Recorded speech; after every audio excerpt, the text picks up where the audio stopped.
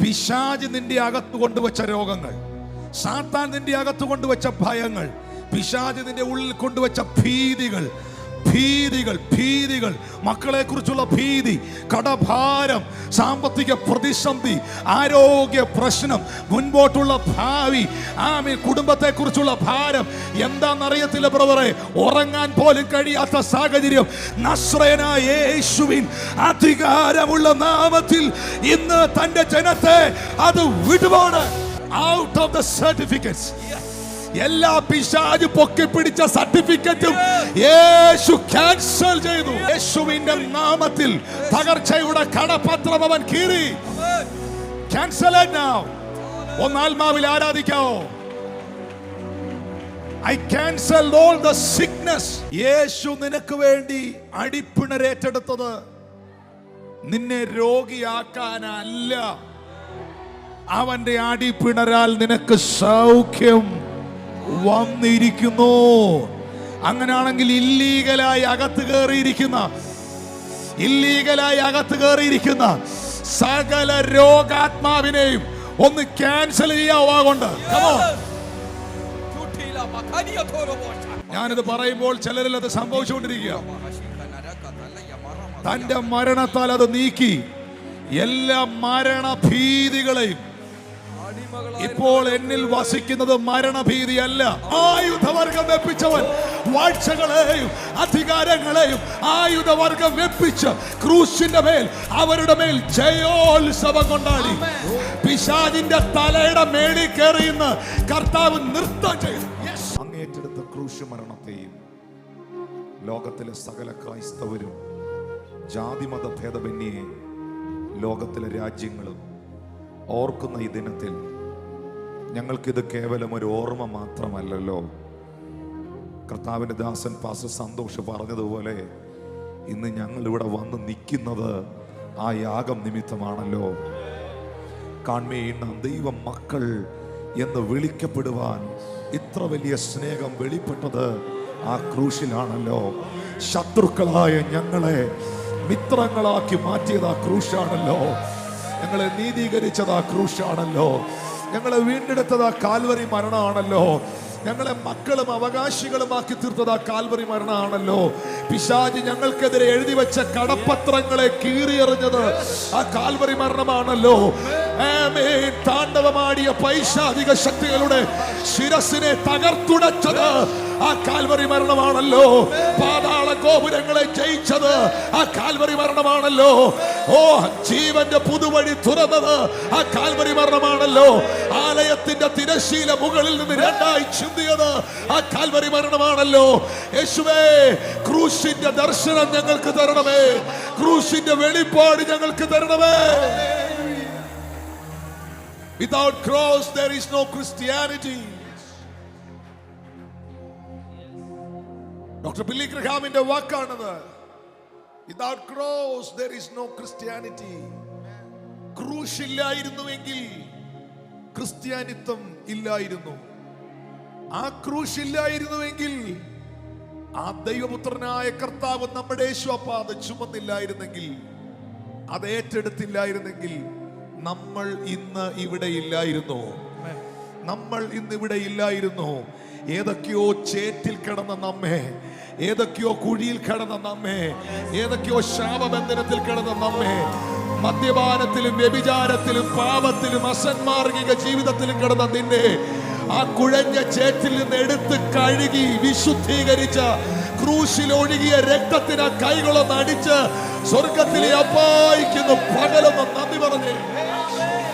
കർത്താവിന്റെ ക്രൂശ് മരണത്തെ ലോകത്തിലെ മുഴുവൻ മനുഷ്യരും ഓർക്കുമ്പോൾ, അത് പല സ്ഥലങ്ങളിലും കേവലം ആചാര അനുഷ്ഠാന കൂദാശ കർമ്മങ്ങളായി മാത്രം നിലകൊള്ളുമ്പോൾ, ക്രൂശിന്റെ ശക്തി അനുഭവിക്കുവാനും ക്രിസ്തു ക്രൂശിൽ സ്വായത്തമാക്കിയ അനുഗ്രഹങ്ങളെ സ്വീകരിപ്പാനും ദൈവം ഭാഗ്യം നൽകിയ ഒരു തലമുറയാണ് എൻ്റെ മുമ്പിൽ ഇരിക്കുന്നത്, എന്നെ കേട്ടുകൊണ്ടിരിക്കുന്നത്.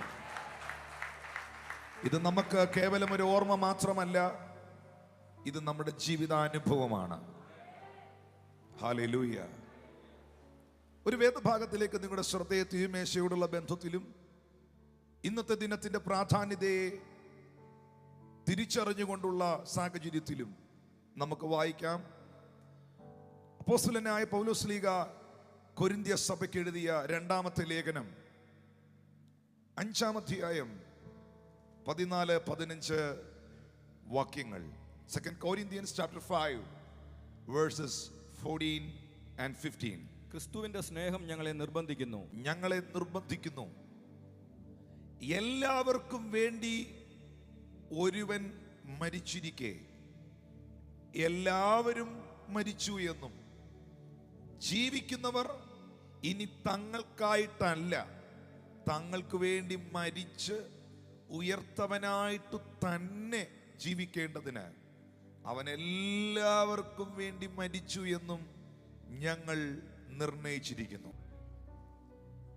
ഒന്നാമത് പൗലോസ് പറയുന്നു, ഞങ്ങളെ നിർബന്ധിക്കുന്നത് ഒരു സ്നേഹമാണ്.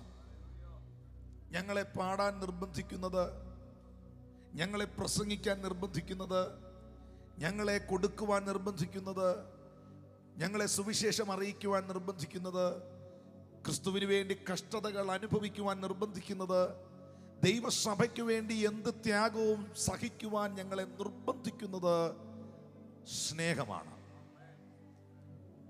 നിർബന്ധം ഉണ്ടാകണമെങ്കിൽ ബന്ധം ഉണ്ടാകണം. ബന്ധത്തിൽ നിന്നും വരുന്നതാണ് നിർബന്ധം. ബന്ധമില്ലാത്തവരെ നിർബന്ധിക്കുവാൻ കഴിയുകയില്ല. പൗലോസ് പലയിടത്തും ഈ പദപ്രയോഗം നടത്തുന്നുണ്ട്. ഞാൻ സുവിശേഷം അറിയിക്കുന്നില്ലെങ്കിൽ എനിക്ക് അയ്യോ കഷ്ടം, നിർബന്ധം എൻ്റെ മേൽ കിടക്കുന്നു. അപ്പോൾ സുവിശേഷം അറിയിക്കുന്നത് നിർബന്ധമായി അറിയിക്കണം. ആത്മാക്കളെ നേടണം. കർത്താവിനെ സ്നേഹിക്കാത്ത ഏവനും ശപിക്കപ്പെട്ടവൻ എന്ന അപ്പോസ്തലനായ പൗലോസ്ലീഗ പറയുന്നതിന്റെ കാരണം, Christianity is not a religion, Christianity is the relationship. ക്രിസ്ത്യാനിത്വം എന്ന് പറയുന്നത് ഒരു മതമല്ല, ഇതൊരു ബന്ധമാണ്. ഒരു മതത്തിൽ നിന്ന് മറ്റൊരു മതത്തിലേക്കുള്ള യാത്രയല്ല ക്രിസ്ത്യാനിത്വം. പാപത്തിന്റെ ബന്ധനത്തിൽ നിന്ന് വിമോചകനായ ക്രിസ്തുവിനോടുള്ള കണക്ഷനാണ്, ബന്ധമാണ് ക്രിസ്ത്യാനിത്വം. ഇതൊരു മാർഗമാണ്, ഇതൊരു സത്യമാണ്, ഇതൊരു യാഥാർത്ഥ്യമാണ്. അതുകൊണ്ട് ഐ എം എ ക്രിസ്ത്യൻ എന്ന് പറയുമ്പോൾ, ഞാനൊരു ക്രിസ്ത്യാനിയാണെന്ന് പറയുമ്പോൾ അതിൽ യാതൊരു അർത്ഥങ്ങളുമില്ല. വളരെ നികൃഷ്ടമായ നിലകളിൽ ലോക മനുഷ്യർ പോലും കാണിക്കാത്ത അസന്മാർഗികമായ ജീവിതം നയിക്കുന്ന ക്രിസ്ത്യാനികൾ ലോകത്തിന്റെ വിവിധ ഭാഗങ്ങളിലുണ്ട്. നിങ്ങൾക്ക് കുറച്ച് ദിവസം കഴിയുമ്പോൾ ഈസ്റ്റർ ദിനത്തിൽ അങ്ങനെ പലരെയും കാണാൻ പറ്റും. ഈ ദിവസങ്ങളെല്ലാം ഫാസ്റ്റിംഗ് എടുത്തിട്ട് അതിൻ്റെ എല്ലാം കേട് ഞായറാഴ്ച തീർത്തുകൊണ്ട് കുപ്പികൾ പൊട്ടുന്ന വീടുകളും ആഘോഷങ്ങളും കള്ളുകുടികളും മാത്രമായി മാറുന്ന ക്രിസ്ത്യാനിത്വവും നിങ്ങൾക്ക് ദർശിക്കാൻ കഴിയും. പക്ഷേ ഇതൊരു മതമല്ല.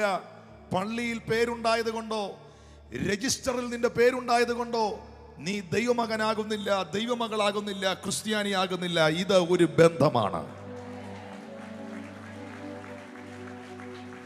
ഇതൊരു ബന്ധമാണ്. ആ ബന്ധം നിത്യതയോളം തുടരുന്ന ബന്ധമാണ്. ഭാര്യയുമായുള്ള ബന്ധം, ഭർത്താവുമായുള്ള ബന്ധം ഖബറ് വരെ, കല്ലറ വരെ, സെമിത്തേരി വരെ ഉണ്ടാകുകയുള്ളൂ. നിങ്ങളായിരിക്കുന്ന ദൈവസഭയോടുള്ള ബന്ധം നിങ്ങളുടെ മരണം വരെ ഉണ്ടായിരിക്കുകയുള്ളൂ. എന്നാൽ മരണത്തിനപ്പുറത്തും കല്ലറയ്ക്കപ്പുറത്തും തുടരുന്ന ഒരു ബന്ധമുണ്ടെങ്കിൽ അത് നീ വിശ്വസിച്ച, സ്വീകരിച്ച, ഏറ്റെടുത്ത യേശു ക്രിസ്തുവുമായിട്ടുള്ള ബന്ധമാണ്. ഒരുപക്ഷെ അവിടെ നിന്റെ ഭർത്താവിന് വരുവാൻ കഴിഞ്ഞെന്ന് വരികയില്ല. ഒരുപക്ഷെ അവിടെ നിന്റെ ഭാര്യയ്ക്ക് വരുവാൻ കഴിഞ്ഞെന്ന് വരികയില്ല. ഒരുപക്ഷെ അവിടെ നിന്റെ മക്കൾക്ക് വരുവാൻ കഴിഞ്ഞെന്ന് വരികയില്ല. പക്ഷേ നീ ആരുമായി കണക്റ്റഡ് ആണോ, നീ അവൻ്റെ അരികിലെത്തും എന്നുള്ളതാണ് സത്യം. അതുകൊണ്ട് നമ്മളെ നിർബന്ധിക്കേണ്ടത്, ഒരു പാസ്റ്റർ എഴുന്നേറ്റ് നിന്ന് എല്ലാവരും കൂടെ കൈയടിച്ചാട്ടെ എന്ന് പറയുമ്പോൾ കൈയടിക്കുന്നതിനപ്പുറമായി, എൻ്റെ പ്രിയ സഹോദരന്മാർ, വർഷിപ്പ് ലീഡ് ചെയ്യുന്ന സഹോദരന്മാർ നമുക്കെല്ലാവർക്കും കൂടെ കുറച്ചുകൂടെ ശബ്ദത്തിൽ പാടാമെന്ന് പറയുമ്പോൾ ആർക്കോ വേണ്ടി ഓർക്കാനിക്കുന്നത് പോലെ പാടുന്ന അനുഭവങ്ങളല്ല. ക്രിസ്തുവിന്റെ സ്നേഹം ഞങ്ങളെ ഇന്ന് നിർബന്ധിക്കുകയാണ്. ഇവിടെ ലീഡർഷിപ്പിൽ നിൽക്കുന്ന പ്രിയപ്പെട്ടവരെ, നിങ്ങൾ ഏതെങ്കിലും ഒരു ശുശ്രൂഷയുടെ മുഖത്ത് നിൽക്കുന്നവരാണെങ്കിൽ, ഏതെങ്കിലും ഒരു മിനിസ്ട്രി നിങ്ങൾ ഏറ്റെടുത്തിട്ടുണ്ടെങ്കിൽ, നിങ്ങളെ ആ ശുശ്രൂഷ ചെയ്യുവാൻ പ്രേരിപ്പിക്കേണ്ട പ്രേരക ഘടകം പാസ്റ്ററുടെ മുഖത്ത് തെളിയുന്ന ചിരിയോ വ്യക്തികൾ നിങ്ങൾക്ക് തരുന്ന അപ്രീസിയേഷനോ അല്ല. ഉള്ളത്തിന്റെ ഉള്ളത്തിൽ നിന്ന് പറയണം, എനിക്കിത് ചെയ്യാൻ മേലെങ്കിലും, എന്നെ കൊണ്ട് ഇത് ചെയ്യാൻ പറ്റുന്നില്ലെങ്കിലും ക്രിസ്തുവിന്റെ സ്നേഹം എന്നെ നിർബന്ധിക്കുകയാണ്. സ്തോത്രകാഴ്ച പാത്രം അടുത്തേക്ക് വരുമ്പോൾ ഒരു ദൈവദാസൻ പ്രസംഗിച്ച പ്രസംഗത്തിന്റെ പ്രേരണയാലായിരിക്കരുത് ആ ഓഫറിംഗ്. അവിടെയും വെളിപ്പെടേണ്ടത് സ്നേഹത്തിന്റെ ഗിവിംഗ് ആണ്. അതാ പൗലോസ് പറയുന്നത്, സന്തോഷത്തോടെ കൊടുക്കുന്നവനെ ദൈവം സ്നേഹിക്കുന്നു. ക്രിസ്തുവിന്റെ സ്നേഹം ഞങ്ങളെ നിർബന്ധിക്കുകയാണ്. കൈയടിക്കാൻ, പാടാൻ, പ്രാർത്ഥിക്കാൻ, സഭായോഗത്തിന് വരാൻ, ഉപവസിക്കാൻ, ആരാധിക്കാൻ, അവന് വേണ്ടി എല്ലാം ചെയ്യുവാൻ. എന്നാൽ അടുത്ത വാക്ക് പറയുന്നു, എല്ലാവർക്കും വേണ്ടി ഒരുവൻ മരിച്ചിരിക്കെ എല്ലാവരും മരിച്ചു എന്നും. എന്നിട്ട് താഴേക്ക് വരുമ്പോൾ 15-ാമത്തെ വാക്യത്തിൽ പറയുന്നു, അവൻ എല്ലാവർക്കും വേണ്ടി മരിച്ചു എന്ന് ഞങ്ങൾ നിർണയിച്ചിരിക്കുന്നു. പക്ഷെ ആളുടെ പേരവിടെ എഴുതിയിട്ടില്ല. 2 തവണ പറഞ്ഞിട്ടുണ്ടത്. 2 തവണ എല്ലാവർക്കും വേണ്ടി ഒരുവൻ മരിച്ചിരിക്കെ അവൻ എല്ലാവർക്കും വേണ്ടി മരിച്ചു. പക്ഷെ ആരാണ് എന്ന് അവിടെ എഴുതിയിട്ടില്ല, പേരെഴുതിയിട്ടില്ല. കാരണം അപ്പോസ്തലൻ അറിയാം, പേരെഴുതേണ്ട ആവശ്യമില്ല. ഉലകത്തിലെ സകല മനുഷ്യർക്കും വേണ്ടി, ഇന്ന് ഈ ലൈവിൽ കാണുന്ന പ്രിയപ്പെട്ടവരെ നിങ്ങൾക്ക് വേണ്ടി, ഈ ആലയത്തിലിരിക്കുന്ന സഹോദരങ്ങളെ നിങ്ങൾക്ക് വേണ്ടി, മുൻകാലങ്ങളിൽ ജനിച്ച നമ്മുടെ പിതാക്കന്മാർക്ക് വേണ്ടി, ഈ കാലഘട്ടങ്ങളിൽ ജീവിച്ചിരിക്കുന്ന നിങ്ങൾക്ക് വേണ്ടി, ഇനി ഈ ലോകത്തിൽ ജനിക്കുവാനിരിക്കുന്ന പ്രിയപ്പെട്ടവർക്ക് വേണ്ടി മരിച്ച ഒരുവനേ ഉള്ളൂ. അത് ഞാൻ ഇന്ന് പകൽ പ്രസംഗിക്കുന്ന കർത്താവായ യേശു ക്രിസ്തു മാത്രമാണ്. ഏതെങ്കിലും ഒരു പാർട്ടിക്ക് വേണ്ടിയല്ല അവൻ മരിച്ചത്, ഏതെങ്കിലും ഒരു മനുഷ്യന് വേണ്ടിയല്ല അവൻ മരിച്ചത്, ഏതെങ്കിലും ഒരു മതത്തിന് വേണ്ടിയല്ല അവൻ മരിച്ചത്. നിങ്ങൾ തിരിച്ചറിയുക, ക്രിസ്തു യാഗമായി തീർന്നത് എല്ലാവർക്കും വേണ്ടിയാണെങ്കിൽ സ്വന്തം കൈ നെഞ്ചിൽ വെച്ച് പറയാമോ, അത് എനിക്ക് വേണ്ടിയായിരുന്നു എന്ന്? പറയാതിരിക്കുന്നവരെ പിശാച് നോട്ട് ചെയ്യുന്നുണ്ട്. പറയാതിരിക്കുന്നവരെ സാത്താൻ നോട്ട് ചെയ്യുന്നുണ്ട്. ഞാൻ വെറുതെ പറയുമല്ല കേട്ടോ. ചങ്കിൽ കൈവച്ച് നിനക്കിത് പറയാൻ കഴിഞ്ഞാൽ പൈശാചിക മണ്ഡലം വിറയ്ക്കും. പ്രിയരെ, എനിക്ക് വേണ്ടി മരിച്ച ഒരു പ്രാണപ്രിയൻ ഉണ്ടെന്ന് പറയാൻ, എനിക്ക് വേണ്ടി രക്തമൊഴുക്കിയ ഒരു യേശു ഉണ്ടെന്ന് പറയാൻ, എന്നെ വീണ്ടെടുത്ത ഒരു കർത്താവ് ഉണ്ടെന്ന് നിന്നോട് തന്നെ പറയാൻ നിനക്ക് കഴിഞ്ഞാൽ നിന്റെ ജീവിതത്തിൽ സംഭവിക്കുന്ന ഏറ്റവും വലിയ വിടുതലായിരിക്കും അത്. സ്വന്തമാക്കാമോ അത്? സ്വന്തമാക്കാമോ അത്? വേറെ എന്തൊക്കെയോ സ്വന്തമാക്കാൻ നടക്കുന്നവരുടെ ശ്രദ്ധയ്ക്ക്, ഈ ഭൂമിയിൽ അന്യപ്പെട്ടു പോകുന്ന 6 അടി മണ്ണിൽ നീരി ഒടുങ്ങുന്ന എന്തൊക്കെയോ സ്വന്തമാക്കാൻ നടക്കുന്ന പ്രിയപ്പെട്ടവരോട് ഞാൻ ആവശ്യപ്പെടുന്നു, സ്വന്തം കൈ നെഞ്ചിലോട്ട് വെച്ചിട്ട് യേശുവിനെ നിന്റെ സ്വന്തമാക്കാൻ നിനക്ക് കഴിയുമോ? അവൻ എനിക്ക് വേണ്ടി മരിച്ചു എന്ന് പറയാൻ നിനക്ക് കഴിയുമോ? അങ്ങനെ പറയാൻ കഴിഞ്ഞാൽ ജീവിക്കുന്നവർ, ആ വാക്ക് ശ്രദ്ധിച്ചോ, ജീവിക്കുന്നവർ ഇനി തങ്ങൾക്കായിട്ടല്ല. ജീവിക്കുന്നവർ ഇനി തങ്ങൾക്ക് വേണ്ടിയല്ല, തങ്ങൾക്ക് വേണ്ടി, എനിക്ക് വേണ്ടി മരിച്ച് ഉയർത്തെഴുന്നേറ്റവനായിട്ട് തന്നെയാണ് ജീവിക്കുന്നത്. കൈകളെല്ലാവരും ഒന്ന് ഉയർത്തിപ്പിടിച്ച് ശബ്ദം ഉയർത്തി പറയാൻ പറ്റുമെങ്കിൽ പറഞ്ഞേ, എനിക്കായി മരിച്ച യേശുവേ, എനിക്കായി മരിച്ച യേശുവേ, ഞാൻ നിനക്കായി ജീവിക്കും. ഞാൻ നിനക്കായി ജീവിക്കും. ഈ ഗുഡ് ഫ്രൈഡേ ദിനത്തിൽ നമുക്ക് അതൊന്ന് ഏറ്റു പറയാം. ഈ ഗുഡ് ഫ്രൈഡേ ദിനത്തിൽ ഇത് പറഞ്ഞില്ലെങ്കിൽ പിന്നെ എന്നാ പറയാനാ ഇവിടെ വന്നിരിക്കുന്നേ? ഈ ഗുഡ് ഫ്രൈഡേ ദിനത്തിൽ ഇത് പറയാൻ പറ്റിയില്ലെങ്കിൽ പിന്നെ എന്തിനാ ഈ ചൂടത്ത് വന്നിരിക്കുന്നേ? വായി തുറന്ന് പറയാമോ, എനിക്കായി മരിച്ചവനെ ഞാൻ നിനക്കായി ജീവിക്കും, എനിക്കായി മരിച്ചവനെ ഞാൻ നിനക്കായി ജീവിക്കും. ആ ഉറപ്പുള്ളവർ കൈകൾ അടിച്ച് ഇന്ന് പകൽ കർത്താവിനൊന്ന് നന്ദി പറഞ്ഞേ. ആ in the name of Jesus. Hallelujah. ക്രൂശിൽ നടന്ന മരണം ഒരു സാധാരണ മരണം അല്ല. മരണങ്ങൾ ഒത്തിരി ലോകത്തിൽ നടക്കുന്നുണ്ട്. പത്രം എടുത്ത് നോക്കിയാൽ അതേ ഉള്ളു കാണാൻ, TV വെച്ചാൽ അതേ ഉള്ളു കാണാൻ. കുലപാതക മരണങ്ങളുണ്ട്, വാർദ്ധക്യ സഹജമായ മരണങ്ങളുണ്ട്, ആക്സിഡന്റ് ഉണ്ടായി മരിക്കുന്നവരുണ്ട്. അങ്ങനെ വിവിധ നിലകളിലുള്ള മരണങ്ങൾ ലോകത്തിൽ കാണാൻ കഴിയുന്നുണ്ട്. യേശുവിൻ്റെ മരണം ഒരു അപകട മരണമായിരുന്നില്ല. യേശുക്രിസ്തുവിൻ്റെ മരണം ഒരു കുലപാതകം ആയിരുന്നില്ല. യേശുക്രിസ്തുവിൻ്റെ മരണം വാർദ്ധക്യ സഹജമായ ഒരു മരണവും ആയിരുന്നില്ല. യേശുക്രിസ്തുവിൻ്റെ മരണം ഒരു പകര മരണമായിരുന്നു, അഥവാ പ്രായച്ചിത്ത മരണമായിരുന്നു. ആ പദം എല്ലാവരോടും ഒന്ന് പറയാമോ? പ്രായച്ചിത്ത മരണം. യേശുക്രിസ്തുവിന്റെ മരണം എന്ന് പറയുന്നത് സാധാരണ മരണമല്ല, അതൊരു പ്രായച്ചിത്ത മരണമായിരുന്നു. കാരണം റോമർക്കെഴുതിയ ലേഖനം 3-ാം അധ്യായം 25-ാമത്തെ വാക്യം പറയുന്നു, വിശ്വസിക്കുന്നവർക്ക് അവൻ തന്റെ രക്തം മൂലം പ്രായച്ചിത്തമാകുവാൻ ദൈവം അവനെ പരസ്യമായി നിർത്തിയിരിക്കുന്നു. വിശ്വസിക്കുന്നവർക്ക്, വിമർശിക്കുന്നവർക്കല്ല, വിശ്വസിക്കുന്നവർക്ക് അവൻ തന്റെ രക്തം മൂലം പ്രായച്ചിത്തമാകുവാൻ ഇന്നും ആ രക്തം വർക്ക് ചെയ്യുന്നു. ഇന്നും ആ രക്തം വർക്ക് ചെയ്യുന്നു.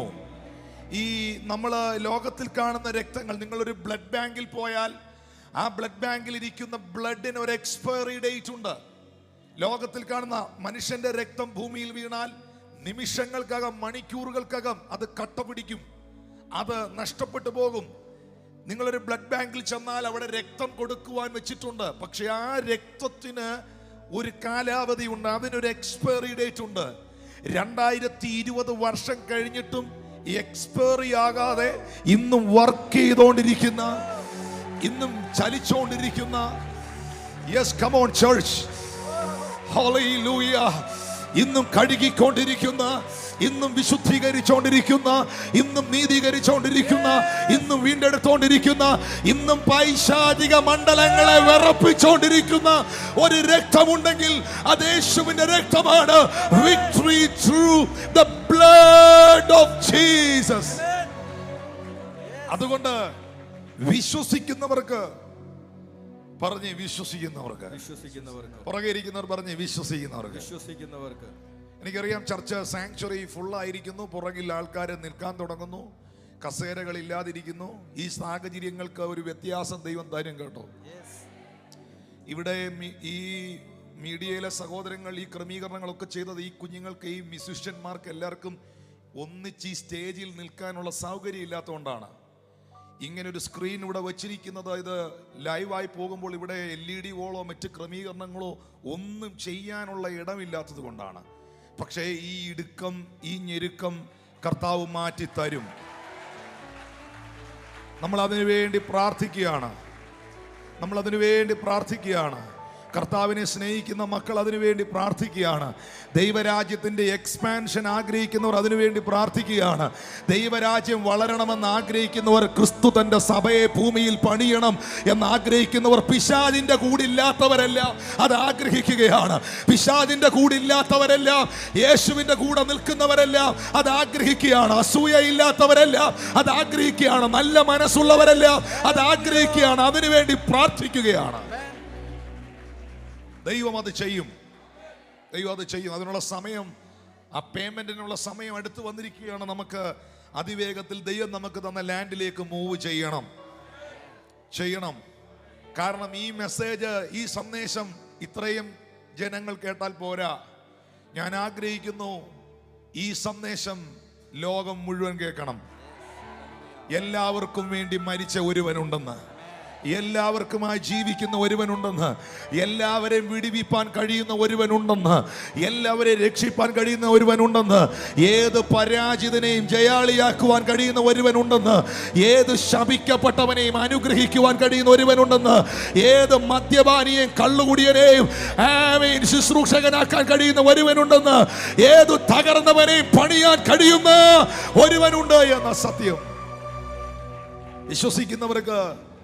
വിശ്വസിക്കുന്നവർക്ക്, ആ പദത്തിൽ തന്നെ എൻ്റെ ദൈവം എന്നെ നിർത്തുകയാണ് പക്ഷേ, വിശ്വസിക്കുന്നവർക്ക് അവൻ തൻ്റെ രക്തം മൂലം പ്രായശ്ചിത്തമാകുവാൻ. റെയ്നാഡ് ബോംഗെ പറഞ്ഞൊരു ഉദാഹരണം ഞാൻ പറയട്ടെ. നിങ്ങളുടെ വീട്ടിൽ സോപ്പുണ്ട്, ബോഡി വാഷ് ഇരിപ്പുണ്ട്. ഞാനൊരിക്കൽ ഇന്നേക്ക് ചില വർഷങ്ങൾക്ക് മുമ്പ് ബോംബെയിൽ ഒരു മീറ്റിങ്ങിന് വേണ്ടി കാറിൽ ഇങ്ങനെ യാത്ര ചെയ്യുന്ന സമയത്ത് മുംബൈയിലെ താനെ എന്ന് പറയുന്ന സ്ഥലത്തൂടെ പോകുമ്പോൾ അവിടെ വലിയൊരു സോപ്പ് കമ്പനിയുടെ ഫാക്ടറി ഞാൻ കണ്ടു. ആ താനയിലൂടെ ഞാൻ പോകുമ്പോൾ സോപ്പ് ഫാക്ടറിയുടെ മുൻപിലൂടെയാണ് ഞാൻ പോകുന്നത്. ഞാൻ ശ്രദ്ധിച്ചു വാഹനത്തിൽ ഇരുന്നുകൊണ്ട് അതിൻ്റെ ഫ്രണ്ടിൽ അനവധി യാചകന്മാർ യാചിക്കുന്നുണ്ട്. അവരെ കാണുമ്പോൾ നമുക്ക് സങ്കടം തോന്നും, പ്രയാസം തോന്നും. അവർ കുളിച്ചിട്ടില്ല, അവർ ശരീരം നിറച്ചു അഴുക്ക് പിടിച്ചിരിക്കുന്നു, അവർ മുടിയെല്ലാം ജട പിടിച്ചിരിക്കുന്നു. നമുക്കൊന്ന് തോന്നിപ്പോവും പിടിച്ചോണ്ട് പോയി ഒന്ന് കുളിപ്പിക്കാൻ. പക്ഷെ അവരെവിടെ ഇരിക്കുന്നതെന്നറിയാവോ? സോപ്പ് ഫാക്ടറിയുടെ ഫ്രണ്ടിൽ. സ്തോത്രം. സോപ്പ് ഫാക്ടറിയുടെ ഫ്രണ്ടിൽ ഇരുന്നത് കൊണ്ട് നിന്റെ അഴുക്ക് പോകുമോ? വാഷ്റൂമിനകത്ത് സോപ്പ് ഇരിക്കുന്നത് കൊണ്ട് ശരീരത്തിലെ അഴുക്ക് പോകുമോ? യേശു ക്രൂശിൽ രക്തം ഒഴുക്കിയത് കൊണ്ട് നിന്റെ പാപം വിമോചിക്കപ്പെടുവോ? ഇല്ല. പിന്നെ എന്നാ ചെയ്യണം? ആ സോപ്പ് നീ എടുത്ത് അപ്ലൈ ചെയ്താൽ നിന്റെ അഴുക്ക് പോകും. ആ രക്തത്തിൽ നീ വിശ്വസിച്ചാൽ, ആ രക്തത്തെ നീ സ്വീകരിച്ചാൽ, ഹല്ലേലൂയ, ആ രക്തത്തെ നീ സ്വീകരിച്ചാൽ ഇന്ന് എന്റെ നെറുകയിലേക്ക് അത് ഒഴുകണമേ കർത്താവേ. എന്റെ തലമുറയിലേക്ക് അത് ഒഴുകണമേ, എന്റെ ഭവനത്തിലേക്ക് അത് ഒഴുകണമേ, എന്റെ സഭയിലേക്ക് അത് ഒഴുകണമേ, എന്റെ ദേശത്തിലേക്ക് അത് ഒഴുകണമേ, എന്റെ ഹസ്ബൻഡിന്റെ മേളിൽ അത് ഒഴുകണമേ, എന്റെ വൈഫിന്റെ മേളിൽ അത് ഒഴുകണമേ, വഴിപിഴച്ചു പോയ എന്റെ തലമുറയുടെ മേളിൽ അത് ഒഴുകണമേ. യേശുവിന്റെ രക്തം എന്നിൽ വരണമേ. വിശ്വസിക്കുന്നവർക്ക് അവൻ തന്റെ രക്തം മൂലം പ്രായശ്ചിത്തമാകുവാൻ ദൈവം അവനെ പരസ്യമായി നിർത്തിയിരിക്കുന്നു.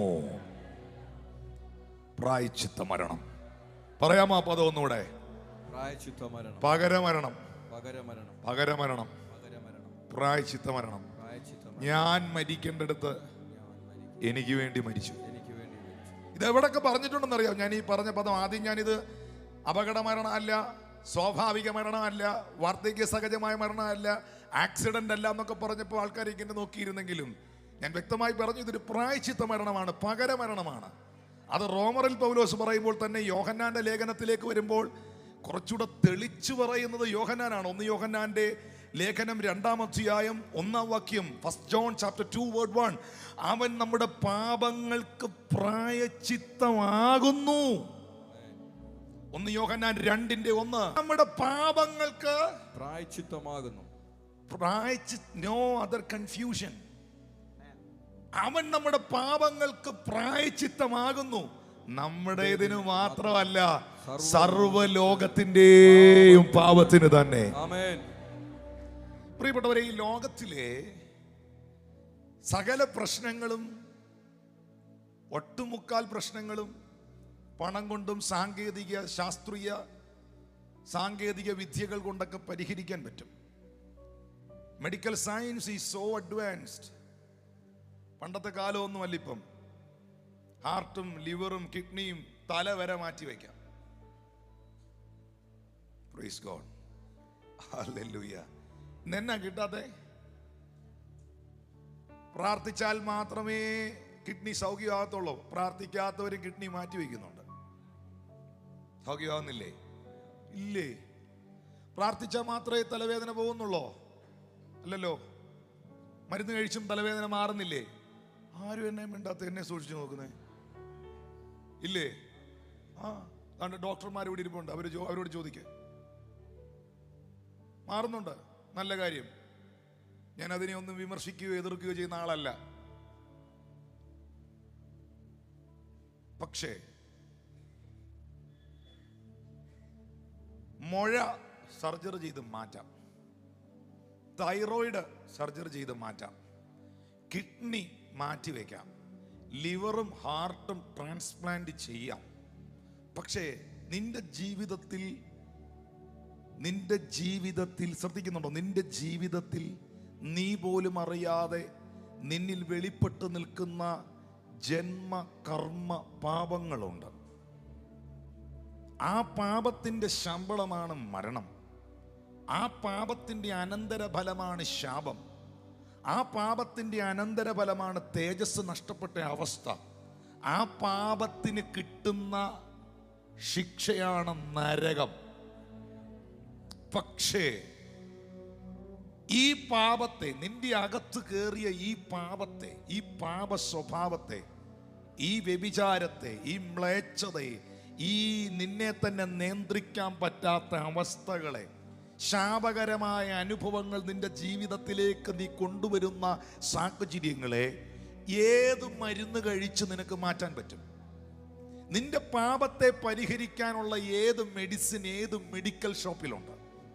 നിന്റെ പാപത്തെ പരിഹരിക്കാൻ ഏത് സർജറി ചെയ്താൽ പറ്റും? പക്ഷെ ബൈബിൾ നമുക്ക് ഉറപ്പ് തരുന്നു, അവന്റെ പുത്രനായ യേശുവിന്റെ രക്തം നിങ്ങളുടെ സകല പാപവും പോക്കി നിങ്ങളെ ശുദ്ധീകരിക്കുന്നു. അവൻ നമ്മുടെ പാപങ്ങൾക്ക് പ്രായശ്ചിത്തമാകുന്നു. പാസ്റ്ററെ, കുടുംബമായി നിൽക്കുന്ന ശാപം എങ്ങനെ മാറും? ചിലർ ചോദിക്കുന്നതാണ്. പാസ്റ്ററിന്റെ തലയിലൊന്ന് കൈവച്ച് പ്രാർത്ഥിക്കണം. ഈ ശാപം എങ്ങനെ മാറും? ഒരു പാസ്റ്ററിനും നിന്റെ ശാപം പൊട്ടിക്കാൻ പറ്റില്ല. ഒരു വ്യക്തികൾക്കും നിന്റെ ശാപം അഴിക്കാൻ കഴിയില്ല. പക്ഷെ നിന്റെ ശാപം മാറും നിന്റെ പാപം മാറിയാൽ. നിന്റെ പാപ സ്വഭാവത്തിൽ നിന്ന് നീ പുറത്തു വന്നാൽ നിന്നിലെ ശാപങ്ങൾ മാറും. നിന്റെ പാപത്തിൽ നിന്ന് പുറത്തു വന്നാൽ നിന്റെ പല രോഗവും സൗഖ്യമാവും.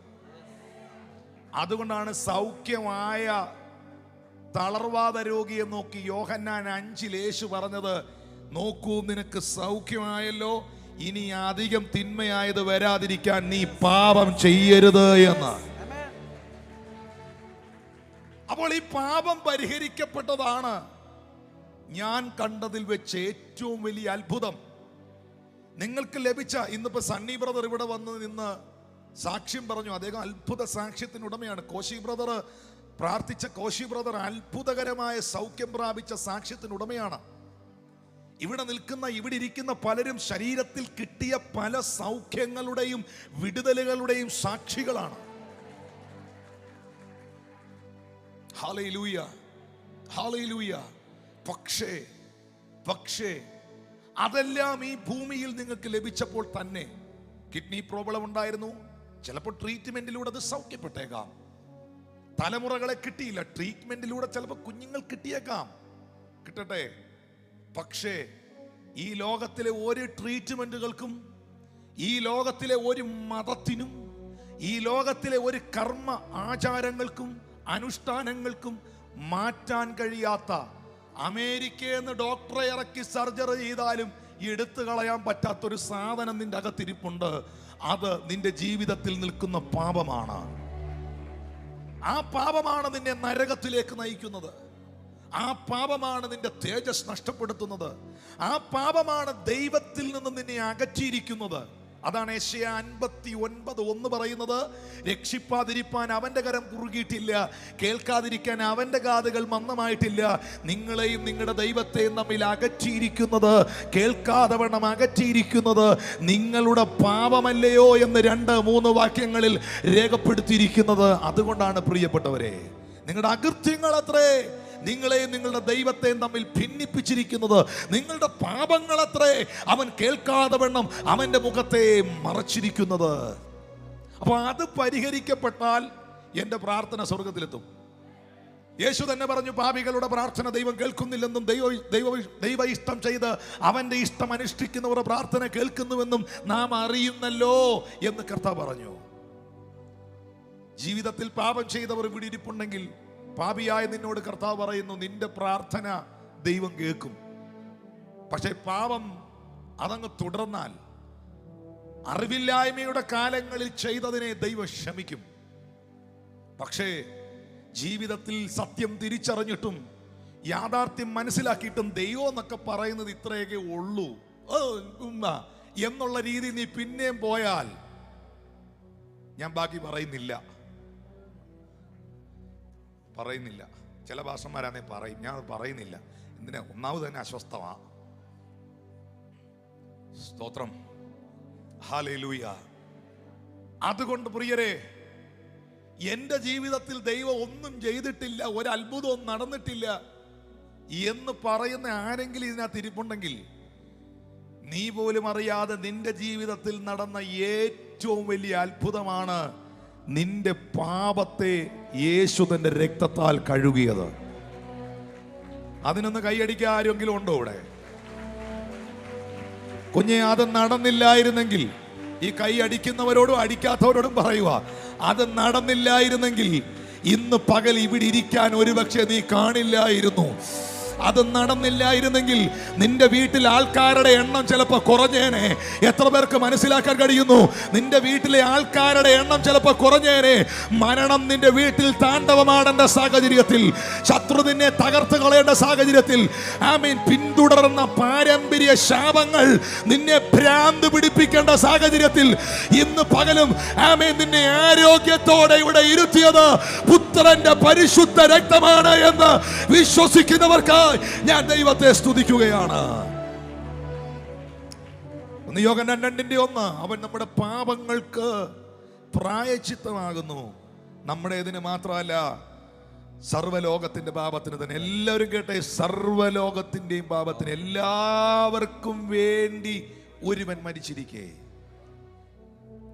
എല്ലാവരും മരിച്ചെന്നും ഇനി ജീവിക്കുന്നവർ താൻ തങ്ങൾക്കായിട്ടല്ല, ഞങ്ങൾക്ക് വേണ്ടി മരിച്ച് ഉയർത്തെഴുന്നേറ്റവനായിട്ട് തന്നെ ജീവിക്കണമെന്ന് അവൻ എല്ലാവരെയും അറിയിക്കുകയാണ്.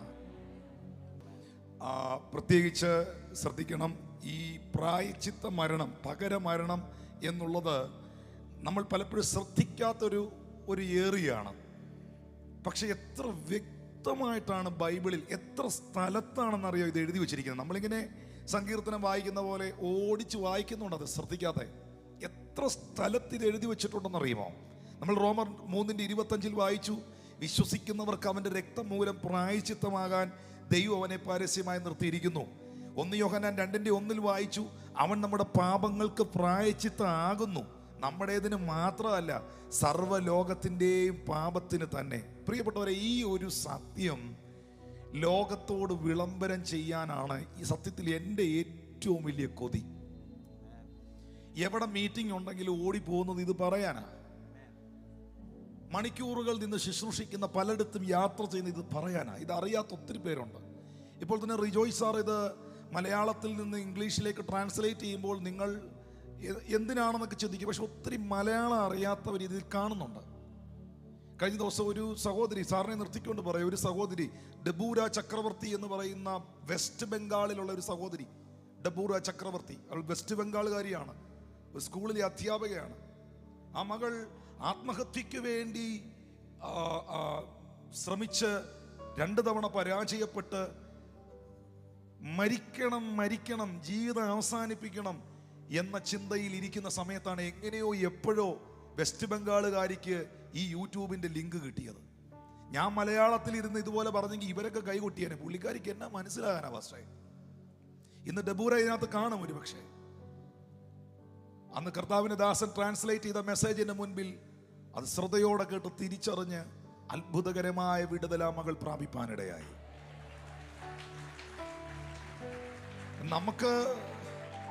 നമുക്കൊരു കുഴപ്പമുണ്ട്.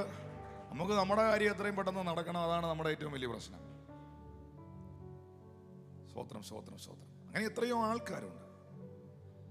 നമ്മളൊരു റോഡ് സൈഡിൽ നിൽക്കുന്നു, വണ്ടിക്ക് കൈ കാണിക്കുന്നു, ഒരു വണ്ടി നിർത്തുന്നില്ല. അവിടെ ബസ് സ്റ്റോപ്പ് അല്ല.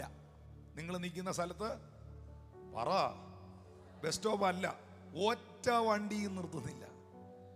അപ്പൊ ഇങ്ങനെ നോക്കി നിൽക്കുമ്പോൾ ഇതാ വരുന്നു ഒരു ഫാസ്റ്റ് പാസഞ്ചർ ബസ്. നിങ്ങൾ വിചാരിച്ചോ കൈ കാണിക്കണ്ട, ലിമിറ്റഡ് സ്റ്റോപ്പും ഓർഡിനറിയും സാധാരണ ബസ് ഇവിടെ നിർത്തിയില്ല, ഇനിയാണോ ഫാസ്റ്റ് പാസഞ്ചർ നിർത്താൻ പോകുന്നത് ചിന്തിച്ചു. എന്നാലും അന്ന് എല്ലിയൊന്ന് ഓർത്തൊന്ന് കൈ കാണിച്ചു. ഫാസ്റ്റ് പാസഞ്ചർ ബസ് അവിടെ നിർത്തി. നിങ്ങൾ അതിനകത്ത് ചാടി കയറി. എന്തോ ഒരു സന്തോഷം. എന്നിട്ട് അതിനകത്ത് ഇരുന്നോണ്ട് പറയുക, ഡ്രൈവർ അത്ര നല്ലവനാ, ഓഹ്, ഇറങ്ങുന്നതിന് മുമ്പ് ഒരു താങ്ക് യു പറയണം, കണ്ടക്ടറിനായി സ്വത്രം. Price God, hallelujah. പക്ഷെ കുറച്ച് കഴിഞ്ഞപ്പോൾ ഈ വണ്ടി എല്ലായിടും നിർത്തുക, എല്ലാ സ്റ്റോപ്പിലും നിർത്തുക. 3-4 സ്റ്റോപ്പിൽ നിർത്തി, അവിടെ നിർത്തുന്ന സ്റ്റോപ്പല്ല, അവിടെ എല്ലാം നിർത്തി ആൾക്കാരെ കയറ്റുക. അപ്പൊ ഈ കേറിയ പുള്ളി പറയും, ഇത് എന്നാ ഡ്രൈവറാ, ഇത് പോകുന്നില്ലല്ലോ, ഇത് എല്ലായിടവും നിർത്തുകയെന്നില്ല, ഇത് എന്നെ പരിപാടി ഏത്? അങ്ങനെ ആയോണ്ടാ നീയും അതിനകത്ത് ഇരിക്കുന്നേന്ന് അങ്ങ് ഓർത്താ മതി. വല്ലോ മനസ്സിലായവർക്കായി ഞാൻ ദൈവത്തെ സ്തുതിക്കുന്നു. ഹല്ലേലൂയ. കൈ ഉയർത്തി പറഞ്ഞ്, എല്ലാവർക്കും സർവ്വലോകത്തിനും വേണ്ടി യേശു മരിച്ചെങ്കിൽ ഇംഗ്ലീഷിലും മലയാളത്തിലും തെലുങ്കിലും തമിഴിലും കന്നഡത്തിലും അറബിക്കിലും ലോകത്തിലെ മുഴുവൻ ലാംഗ്വേജിലും ഇത് കേറി പോണം. ഒന്ന് കൈ അടിച്ചേ കർത്താവിന്.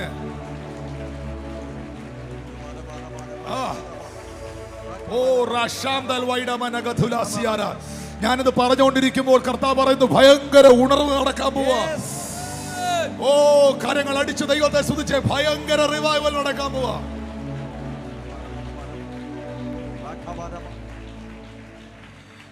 എബ്രായർ 2:17 വരുമ്പോൾ പൗലോസ് പറയുന്നു, അതുകൊണ്ട് ജനത്തിന്റെ പാപങ്ങൾക്ക് പ്രായശ്ചിത്തം വരുത്താൻ. എബ്രായർ 2:17, അതുകൊണ്ട് ജനത്തിന്റെ പാപങ്ങൾക്ക് പ്രായശ്ചിത്തം വരുത്താൻ അവൻ കരുണയുള്ളവനും ദൈവകാര്യത്തിൽ വിശ്വസ്ത മഹാപുരോഹിതനുമാകേണ്ടതിന് സകലത്തിലും തന്റെ സഹോദരന്മാരോട് സദൃശ്യരായി തീരുവാനിടും. അവിടെയും എഴുതിയിരിക്കുന്നത്, അവൻ ജനത്തിന്റെ പാപങ്ങൾക്ക് പ്രായശ്ചിത്തം വരുത്തുവാൻ. പ്രായശ്ചിത്തം.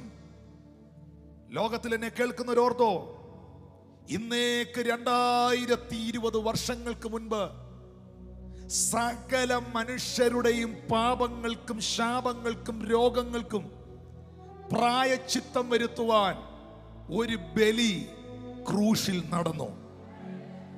ഇനി ഈ ഭൂമിയിൽ ഒരു പ്രായശ്ചിത്ത യാഗത്തിന്റെ ആവശ്യമില്ല. ഇനി ഈ ഭൂമിയിൽ ഒരു പ്രായശ്ചിത്ത പരിപാടി നടത്തേണ്ട കാര്യമില്ല. കാരണം അങ്ങ് കാൽവരി ക്രൂശിൽ 2 കള്ളന്മാരുടെ നടുവിൽ ലോകത്തിലെ സകല മനുഷ്യരുടെയും പാപത്തെയും ശാപത്തെയും രോഗത്തെയും ബന്ധനങ്ങളെ അഴിക്കുവാൻ ക്രിസ്തുയേശു നമുക്ക് വേണ്ടി യാഗമായി നിങ്ങൾക്ക് വേണ്ടി യേശു യാഗമായി.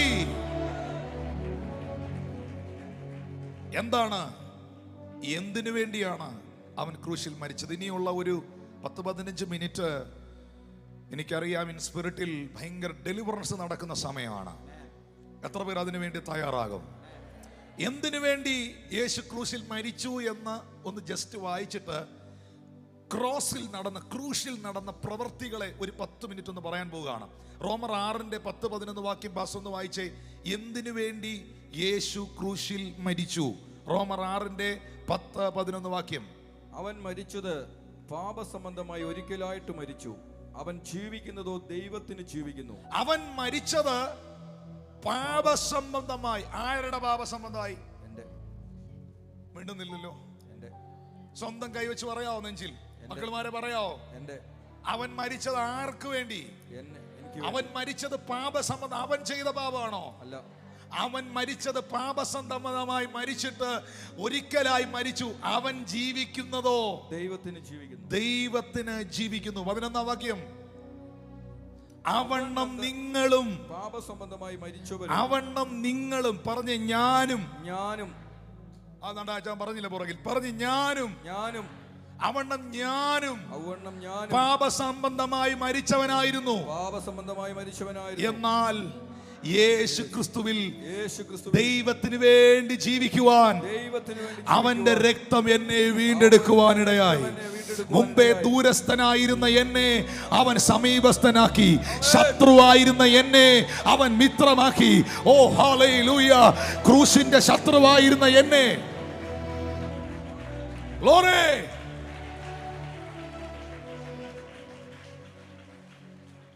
ഇനി ഞാൻ വായിക്കുന്ന വാക്യം,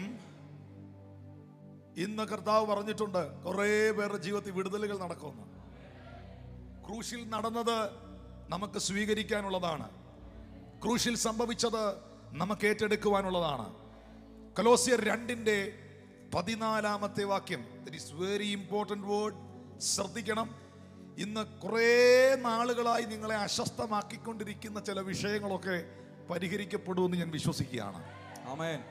കൊലോസ്യർ 2:14 അതിക്രമങ്ങളൊക്കെയും നമ്മോട് ക്ഷമിച്ചു, ആമേൻ.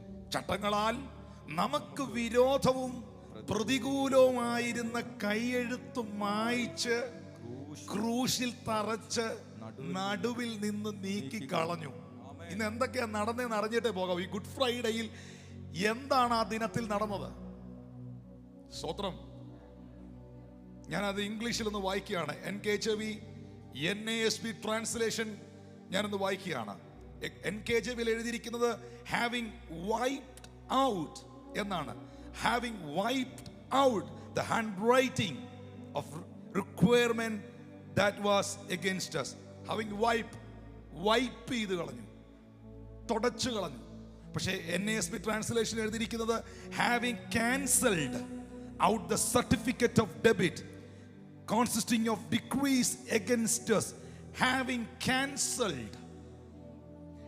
cancelled നിനക്ക് എതിരെ പിശാച് ഉണ്ടാക്കി വെച്ച സകലതും ക്രൂശിൽ ക്യാൻസൽ ചെയ്യുകയാണ്. യേശുവിന്റെ നാമത്തിൽ തകർച്ചയുടെ കടപത്രം അവൻ കീറി. Cancel it now. ഒന്ന് ആത്മാവിൽ ആരാധിക്കാവോ? I cancel all the sickness out of the certificates. എല്ലാ പിശാച് പൊക്കി പിടിച്ച സർട്ടിഫിക്കറ്റും യേശു ക്യാൻസൽ ചെയ്തു. യേശു നിനക്ക് വേണ്ടി അടിപ്പിണരേറ്റെടുത്തത് നിന്നെ രോഗിയാക്കാനല്ല. അവന്റെ അടിപ്പിണരാൽ നിനക്ക് സൗഖ്യം വന്നിരിക്കുന്നു. അങ്ങനെയാണെങ്കിൽ ഇല്ലീഗലായി അകത്ത് കയറിയിരിക്കുന്ന സകല രോഗാത്മാവിനെയും ഒന്ന് ക്യാൻസൽ ചെയ്യാവാകൊണ്ട് യേശു ക്യാൻസൽ ചെയ്ത പേപ്പർ. പരിശുദ്ധാത്മാവ് സംസാരിക്കുന്നു. യേശു ക്യാൻസൽ ചെയ്ത ടിക്കറ്റ് എടുത്ത് കാണിച്ച് നിന്നെ പേടിപ്പിക്കുക. യേശു ക്യാൻസൽ ചെയ്ത ചെക്ക് എടുത്ത് കാണിച്ച് നിന്നെ വരട്ടുക. അത് മുഴുവൻ യേശു ക്യാൻസൽ ചെയ്ത് കഴിഞ്ഞു. എന്ന് പറഞ്ഞാൽ എന്നാന്നറിയോ? യേശു ക്രിസ്തുവിന്റെ മരണത്താൽ നമുക്കെതിരായി ഉണ്ടാക്കിയ നിയമത്തിന്റെ നിയമപരമായ ആവശ്യങ്ങളെ റദ്ദാക്കി. ആമേൻ. അവന് ന്യായപ്രമാണത്തെ നീക്കിയെന്ന് പറയുന്നത് അതാണ്. കർത്താവായ യേശു ക്രിസ്തുവിന്റെ മരണത്താൽ നമുക്കെതിരെ ഉണ്ടാക്കി വെച്ചിരുന്ന നിയമത്തിന്റെ നിയമപരമായ ആവശ്യങ്ങളെ റദ്ദാക്കി. ഒരു മന്ത്രിസഭ മാറി അടുത്ത മന്ത്രിസഭ വരുമ്പോൾ മുന്നുണ്ടായിരുന്ന മന്ത്രിസഭയിൽ ഉണ്ടായിരുന്ന ചില നിയമങ്ങൾക്ക് പുതിയ മന്ത്രിസഭ മാറ്റം വരുത്തിയാൽ പിന്നെ അതിൽ പേടിക്കണ്ട. നേരത്തെ അങ്ങനെ ഒരു നിയമം ഉണ്ടായിരുന്നു. നേരത്തെ ഇസ്രായേലിൽ കടന്നുപോയി ഇസ്രായേലിൻ വീസ പാസ്പോർട്ടിൽ സ്റ്റാമ്പ് ചെയ്യാൻ അനുവദിക്കത്തില്ല ഞങ്ങൾ. കാരണം അത് സ്റ്റാമ്പ് ചെയ്താൽ ഒരിക്കലും ഞങ്ങൾക്ക് മറ്റുള്ള രാജ്യങ്ങളിൽ ട്രാവൽ ചെയ്യാൻ പറ്റില്ല. അറബ് നേഷനുകളിൽ പോകാൻ പറ്റില്ല. സൗദി അറേബ്യ പോലെ UAE പോലെ കുവൈറ്റ് പോലത്തെ രാജ്യങ്ങളിൽ ഞങ്ങൾക്ക് ഇറങ്ങാൻ പറ്റില്ല. അതുകൊണ്ട് അവരെന്ത് ചെയ്യും? വിസ അവർ പേപ്പറിൽ പ്രിന്റ് ചെയ്ത് തരും, പാസ്പോർട്ടിൽ അടിക്കില്ല. പക്ഷെ ഇന്ന് മാറി. ഇസ്രായേലും അറബ് രാജ്യങ്ങളും ഒന്നായി. ഇനി ഇസ്രായേലും വിസ അടിച്ചാലും കുഴപ്പമില്ല. നിയമം മാറി. അതുകൊണ്ട് ഇനി ശിക്ഷയില്ല. ഹല്ലേലൂയ.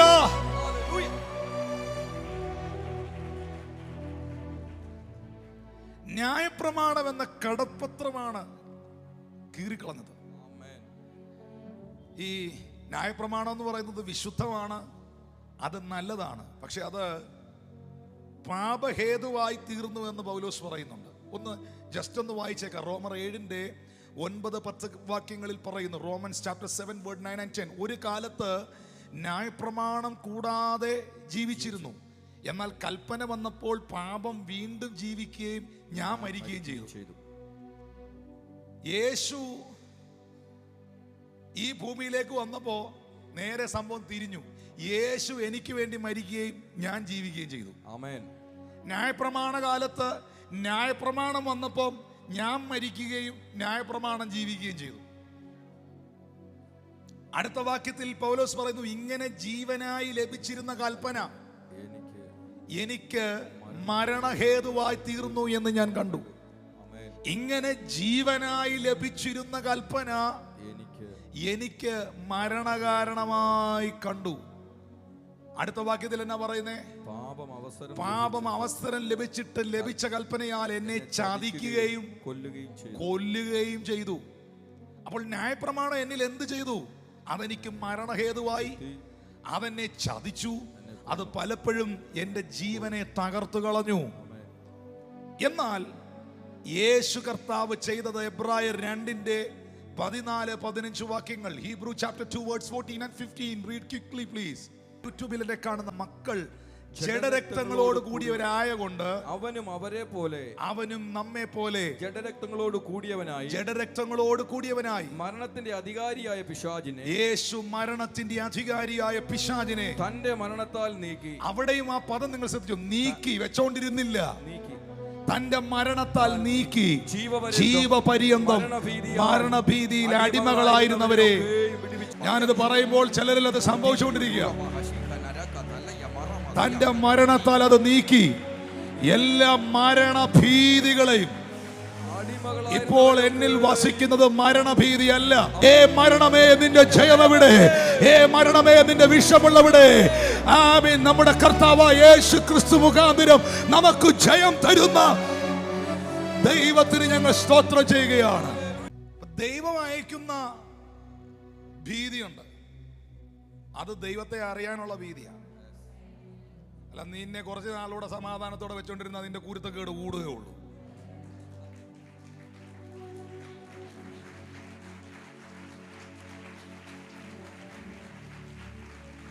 അതങ്ങ് പോയോണ്ടാണ് ഈ പ്രാർത്ഥനയ്ക്ക് വന്നത്. ഒന്ന് കൈയടിച്ച് ദൈവത്തെ സ്തുതിച്ചേ. അത് വേറൊന്നിനുമല്ല, നിന്നെ അങ്ങ് നിത്യതയിൽ എത്തിക്കാൻ വേണ്ടിയുള്ള പരിപാടിയായിരുന്നു. സ്തോത്രം, സ്തോത്രം, സ്തോത്രം, സ്തോത്രം. ഈ ദിനം മരണത്തിനായിട്ടല്ല, ദൈവപുത്രൻ മഹത്വപ്പെടാനാണ് എഴുതിയിരിക്കുന്നത് പോലെ.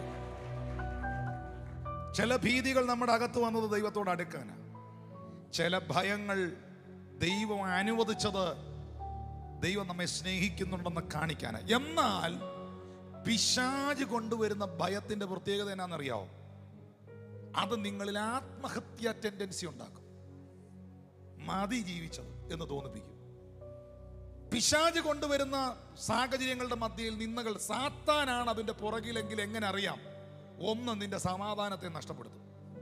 2, ജീവിക്കണ്ട എന്ന തോന്നൽ നിന്റെ അകത്തുണ്ടാക്കും. 3, എല്ലാം അവസാനിച്ചു, മുൻപിൽ ഇനി ഒന്നും ഇല്ല എന്ന് നിന്നെ കൊണ്ട് ചിന്തിപ്പിക്കും. പക്ഷേ ദൈവമാണ് അനുവദിക്കുന്നെങ്കിൽ ആ പ്രശ്നം വരുമ്പോൾ തന്നെ മനസ്സ് പറയും, ഇതിനകത്ത് എനിക്കൊരു വിടുതലുണ്ട്. പിശാച് നിന്റെ അകത്ത് കൊണ്ടുവച്ച രോഗങ്ങൾ, സാത്താൻ നിന്റെ അകത്ത് കൊണ്ടുവച്ച ഭയങ്ങൾ, പിശാച് നിന്റെ ഉള്ളിൽ കൊണ്ടുവച്ച ഭീതികൾ, മക്കളെ കുറിച്ചുള്ള ഭീതി, കടഭാരം, സാമ്പത്തിക പ്രതിസന്ധി, ആരോഗ്യ പ്രശ്നം, മുൻപോട്ടുള്ള ഭാവി, കുടുംബത്തെ കുറിച്ചുള്ള ഭാരം, എന്താണെന്നറിയത്തില്ല ബ്രദറെ. ഉറങ്ങാൻ പോലും കഴിയാത്ത സാഹചര്യം. നസ്രയനായ യേശുവിൻ അധികാരമുള്ള നാമത്തിൽ ഇന്ന് തന്റെ ജനത്തെ അത് വിടുവാണ്. ജഡരക്തങ്ങളോട് കൂടിയവരായതുകൊണ്ട് അവന് നമ്മെ പോലെ ജഡരക്തങ്ങളോട് കൂടിയവനായി. യേശു മനുഷ്യനായി വന്നതിന്റെ കാരണം അതാണ്. ചിലരുടെ സങ്കല്പത്തിൽ ദൈവം അമ്മയാണ്, ചിലരുടെ സങ്കല്പത്തിൽ ദൈവം അപ്പനാണ്, അല്ലേ? ഞാൻ അതിനെക്കുറിച്ച് അധികം എക്സ്പ്ലെയിൻ ചെയ്യുന്നില്ല. എക്സ്പ്ലെയിൻ ചെയ്യാനാണ് നല്ലോണം എക്സ്പ്ലെയിൻ ചെയ്യാം. ചിലരുടെ സങ്കല്പത്തിൽ ദൈവം അമ്മയാണ്, ചിലരുടെ സങ്കല്പത്തിൽ ദൈവം അപ്പനാണ്. പക്ഷേ യേശു നമുക്കെല്ലാമാണ്. ചിലയിടങ്ങളിൽ അവൻ പറയുന്നു, ഒരമ്മ, ഒരു സ്ത്രീ താൻ പ്രസവിച്ച കുഞ്ഞിനെ മറക്കുമോ? അവൾ മറന്നാലും ഞാൻ നിന്നെ മറക്കയില്ല. അമ്മയ്ക്കപ്പുറമായി അവൻ വെളിപ്പെടുകയാണ്. ചിലടത്ത് പറയുന്നു, അപ്പന് മക്കളോട് കരുണ തോന്നുന്നത് പോലെ യഹോവയ്ക്ക് തന്റെ ഭക്തന്മാരോട് കരുണ തോന്നുന്നു. Oh thank you Lord Jesus, hallelujah.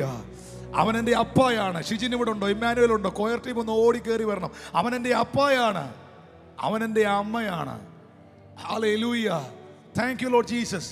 Calvary കുന്നിന്മേൽ ഞാൻ കണ്ടത്, എൻ പേർക്കായി ചിന്തിയ ക്രിസ്തുവിനെ ഞാൻ കാണുന്നത്, അവിടെ കാണുന്നത് എൻ്റെ അപ്പായെയാണ്. അപ്പന്മാര് നഷ്ടപ്പെട്ട ആരെങ്കിലും ഉണ്ടോ? അമ്മമാരില്ലാത്ത ആരെങ്കിലും ഉണ്ടോ? ഇതിലേതെങ്കിലും ഒന്ന് നഷ്ടപ്പെട്ട ആരെങ്കിലും ഉണ്ടോ എന്ന് കൈ ഉയർത്തി. ഞാൻ നിങ്ങളോട് പറയട്ടെ, നിങ്ങളൊന്ന് ഓർത്തേ, എൻ്റെ പ്രതിസന്ധിയുടെ ഘട്ടങ്ങളിൽ, ഞാൻ വഴിതെറ്റിപ്പോയ കാലഘട്ടത്തിൽ ഒരപ്പനെ പോലെ അവൻ എന്നെ തിരുത്തി. ഞാൻ വേദനിച്ച സമയങ്ങളിൽ ഒരമ്മയെ പോലെ അവൻ എന്നെ അണച്ചു. ഭാരതീയ സങ്കല്പത്തിൽ ചിലർക്ക് ദൈവം അപ്പനാണ്, ചിലർക്ക് ദൈവം അമ്മയാണ്.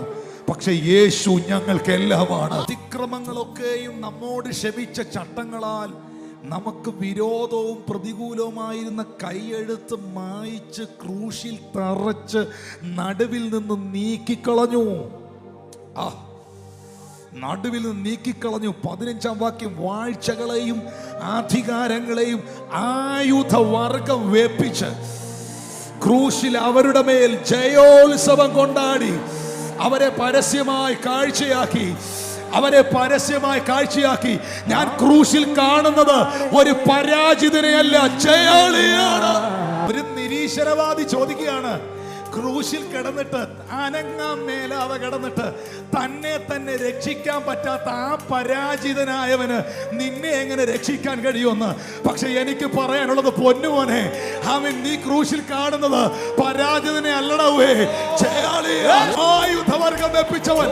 വാഴ്ചകളെയും അധികാരങ്ങളെയും ആയുധവർഗം വെപ്പിച്ച് ക്രൂശിന്റെ മേൽ അവരുടെ മേൽ ജയോത്സവം കൊണ്ടാടി. പിശാചിന്റെ തലയുടെ മേളിൽ കയറിയുന്ന കർത്താവ് നൃത്തം ചെയ്തു.